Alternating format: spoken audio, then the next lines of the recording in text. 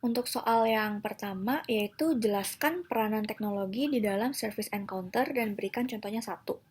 Yaitu yang pertama ada teknologi free service encounter, yaitu pelanggan secara fisik dekat dan berinteraksi dengan human service provider. Contohnya salon. Yang kedua ada teknologi assisted service encounter, yaitu hanya penyedia layanan yang memiliki akses ke teknologi untuk memfasilitasi face-to-face service. Contohnya saat melakukan pemeriksaan mata ke dokter mata. Yang ketiga ada teknologi facilitated service encounter, yaitu pelanggan dan penyedia layanan memiliki akses ke teknologi yang sama. Contohnya seorang perencana keuangan yang berkonsultasi dengan klien dapat mengacu pada model keuangan pada komputer atau laptop mereka masing-masing untuk mengilustrasikan keuntungan yang diproyeksikan untuk profil resiko yang berbeda.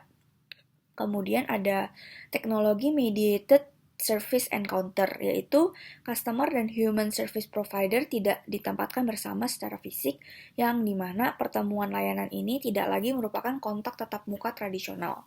Contohnya, saat mendapat bantuan teknis dari call center yang jauh melalui telepon. Yang terakhir ada teknologi generated service encounter, yaitu human service provider diganti seluruhnya dengan teknologi yang memungkinkan pelanggan untuk melayani sendiri atau mengalihkan pekerjaan ke pelanggan. Contohnya pada saat check-in di bandara secara self-service melalui mesin check-in kios. Yang soal nomor 2 yaitu klasifikasikan customers ke dalam 4 groups berdasarkan attitudes dan expectations. Yang pertama ada economizing customer, yaitu pelanggan ini ingin memaksimalkan nilai yang diperoleh untuk pengeluaran waktu, tenaga, dan uangnya.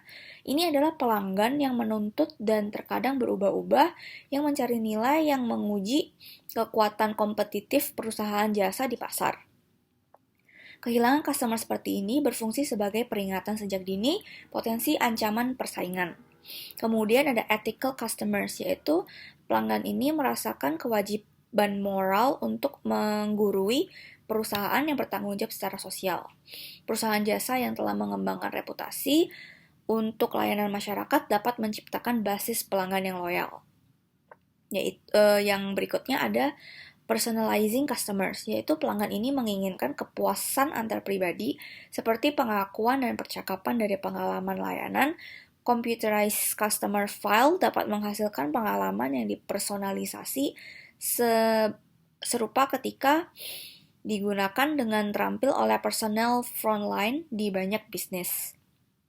Yang terakhir ada convenience customers, yaitu pelanggan ini tidak tertarik untuk membeli layanan tersebut. Kenyamanan adalah kunci untuk menariknya. Kenyamanan pelanggan seringkali bersedia membayar ekstra untuk layanan yang dipersonalisasi atau tanpa kerumitan. Terima kasih.